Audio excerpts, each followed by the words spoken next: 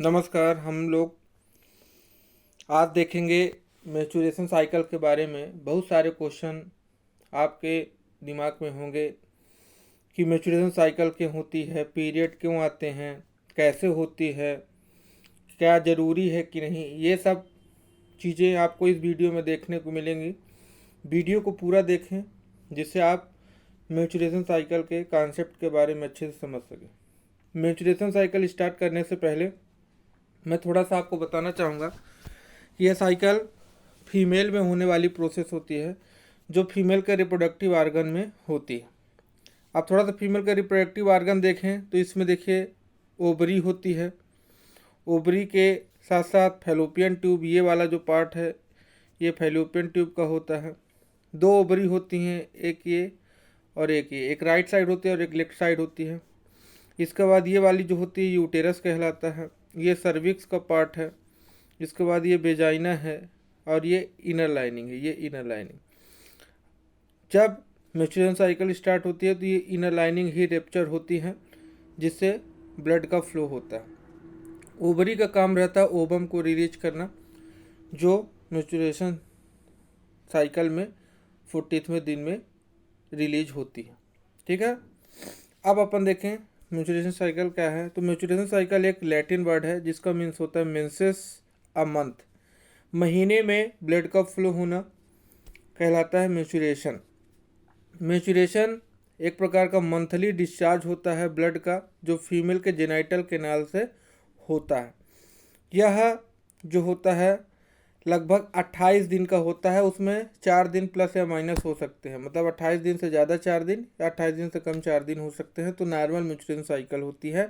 अगर इससे ज़्यादा हो रही है, इससे कम समय में कंप्लीट हो रही है, तो कुछ जेनेटिकल प्रॉब्लम्स है या कुछ प्रॉब्लम जिसे डॉक्टर से संपर्क करना चाहिए। जब कोई भी फीमेल पहली बार प्यूबर्टी को गेन करती हैं तो उसको अपन मेनार्की बोलते हैं। जब उनका पहली बार मेंस्ट्रुअल साइकिल आता है तब उनको अपन मेनार्की बोलते हैं। जनरली फीमेल में 13 to 14 ईयर्स की एज में प्यूबर्टी आती है, जब उनको मैच्योरेशन साइकिल स्टार्ट होती है। तो पहली मैच्योरेशन साइकिल को अपन मेनार्की बोलते हैं।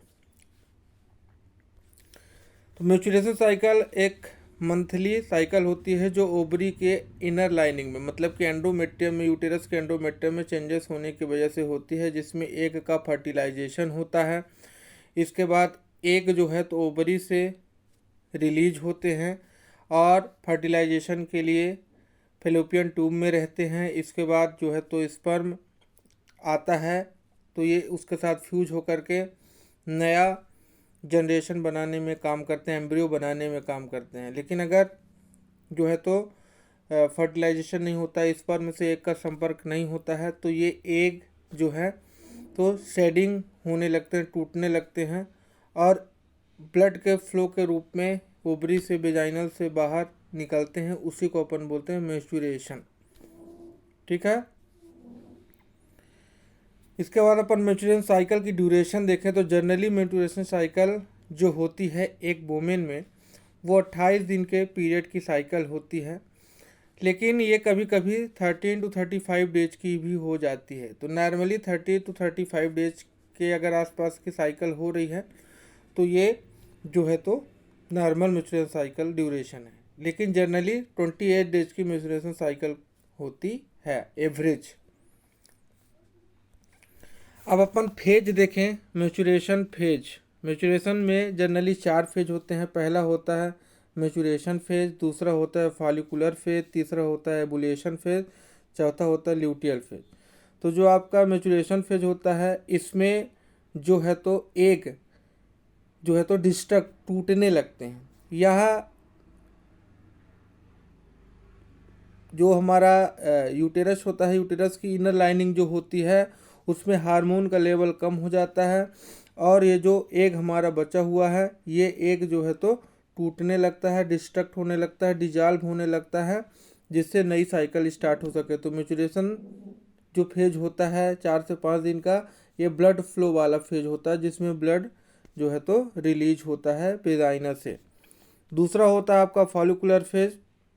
तो फॉलिकुलर फेज मैच्योरेशन फेज के बाद का फेज होता है जिसमें एफएसएच हार्मोन का लेवल बढ़ जाता है ओवरी में, जिससे ओवरी जो है तो यूटेरस के इनर लाइनिंग को मजबूती प्रदान करने का काम करती है। साथ ही साथ एस्ट्रोजन का लेवल बढ़ता है, जिससे एग के रिलीज होने की प्रोसेस स्टार्ट होती है। इसके बाद जो है तो एग डोमिनेंट एग जो है तो इमर्जेस होते हैं, तैयार होते हैं रिलीज होने के लिए।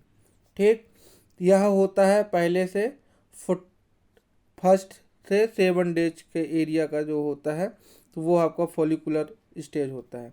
इसके बाद 7 to 14 डेज ओवुलेशन फेज कहलाता है, जिसमें एग जो है तो रिलीज होते हैं।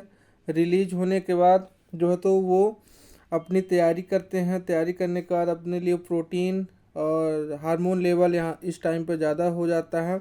और 14th डेज में एग जो है तो रिलीज होते हैं। कौन से डेज में रिलीज होते हैं? मैच्योरेशन साइकिल के 14 डेज में ओवुलेशन होता है। इसके बाद 14 डेज के बाद ल्यूटियल फेज स्टार्ट होती है। तो ल्यूटियल फेज जो होती है, इसमें जो है तो विदर फर्टिलाइजेशन ल्यूटियल फेज जो होती है, ये फेज में जो है तो हार्मोन का लेवल काफ़ी ज़्यादा होता है। और जो हमारा एग होता है वो फैलोपियन ट्यूब में जो है तो इंतज़ार करता है फर्टिलाइजेशन के लिए। अगर स्पर्म आता है तो उसके साथ वो फर्टिलाइज कर जाता है और मैच्योरेशन साइकिल स्टॉप हो जाती है। अगर फर्टिलाइजेशन हो गया, प्रेगनेंसी हो गई है, तो मैच्योरेशन साइकिल स्टार्ट हो जाएगी। और अगर प्रेगनेंसी नहीं हुई है तो साइकिल जो है तो अगले स्टेज में जाएगी। तो इसमें जो है तो एग जो है तो अपने लिए पूरे हार्मोन के लेवल को अच्छा मेंटेन करके रखता है और इस जो है तो फर्टिलाइजेशन के लिए तैयार रहता है। और अगर फर्टिलाइजेशन नहीं होता है तो फिर हमारा मैच्योरेशन फेज पुनः से स्टार्ट हो जाता है। इस प्रकार से एक मैच्योरेशन साइकिल कंप्लीट होती है। यहाँ देखें टोटल 28 डेज की साइकिल होती है। तो फर्स्ट टू 7 डेज की जो साइकिल होती है इसको अपन मैच्योरेशन फेज बोलते हैं। मतलब जनरली इसमें ब्लड का फ्लो होता है, वेजाइनल डिस्चार्ज से ब्लड जो है तो बाहर रिलीज होते हैं। इसके बाद जो 8 और 9 डेज होता है, ये जो होता है फॉलिकुलर फेज होता है। जनरली 7 to 14 डेज का ये हमारा फॉलिकुलर फेज होता है। इसमें जो है तो एंडोमेट्रियम जो है तो रिपेयरिंग होती है। रिपेयरिंग होने के बाद जो है तो हार्मोन का लेवल बढ़ता है, फॉलिकुलर स्टिमुलेटिंग हार्मोन और ल्यूटिनाइजिंग हार्मोन का। इसके बाद जो है तो ओवुलेशन होने की तैयारी होती है। इसके बाद 10, 11, 12, 13 और 14 डेज में जो है तो ये पूरी प्रक्रिया चलती है और 14th डे में ओवुलेशन रिलीज होता है। ओवुलेशन मतलब ओवा रिलीज हो जाता है। इसके बाद अगर 15 to 16 डेज में स्पर्म के साथ संपर्क होता है तो प्रेगनेंसी कंसीव हो जाती है। इन 2 दिनों में प्रेगनेंसी कंसीव होने के चांसेस 100% रहते हैं। देन उसके बाद 17 to 28 डेज जो है तो फैलोपियन ट्यूब में ओवा स्पर्म का इंतज़ार करता है। अगर उसको स्पर्म से कांटेक्ट होता है तो फर्टिलाइजेशन होता है, अगर नहीं होता है तो पुनः जो है तो मैच्योरेशन फेज स्टार्ट हो जाती है। इस तरह से ये साइकिल जो है तो चलती रहती है। कितने दिनों तक चलती है? 45 ईयर तक। इसके बाद 45 ईयर के बाद मेल का मैच्योरेशन साइकिल स्टॉप हो जाती है। हार्मोन का लेवल देखें तो हाइपोथैलेमस से गोनाडो रिलीजिंग हार्मोन रिलीज होता है जो पिट्यूटरी ग्लैंड को एक्टिवेट करता है। Pituitary gland follicular stimulating hormone और ल्यूटिनाइजिंग हार्मोन दोनों को रिलीज करता है, जो ओवरी में एफएसएच और एलएच के कंसंट्रेशन को बढ़ा देते हैं, जो ओवा के रिलीज करने में मदद करते हैं। साथ ही साथ एस्ट्रोजन और प्रोजेस्टेरॉन हार्मोन के लेवल को ये बढ़ाते हैं, जिससे मेल में सेकेंडरी कैरेक्टर जनरेट होते हैं और मेल जो है फीमेल जो है तो प्यूबर्टी को प्राप्त करती है, उसमें प्यूबर्टी आती है। ठीक है, ये देखिए फीमेल को ओवरी में एफएसएच और एलएच दोनों का कंसंट्रेशन बढ़ा। कंसंट्रेशन बढ़ने के बाद प्रोजेस्टेरॉन और एस्ट्रोजन दोनों के लेवल को ये 13 ईयर की एज में जो है तो हाई कर देते हैं, जिसकी वजह से फीमेल में सेकेंडरी कैरेक्टर बढ़ते हैं, जैसे ब्रेस्ट का इनलार्ज होना, अपर पिट और विजाइनल वाले पार्ट में हेयर का आना और मैच्योरेशन साइकिल स्टार्ट होना, ये सब चीज़ें होती हैं। तो ये hormone luteinizing hormone, follicular stimulating hormone दोनों ओवरी में कंसंट्रेशन बढ़ जाते हैं, जिसकी वजह से एस्ट्रोजन और प्रोजेस्टेरॉन दोनों रिलीज होते हैं। जिसकी वजह से मेंस्ट्रुएशन साइकिल स्टार्ट होती है या मेंस्ट्रुएशन साइकिल होती है।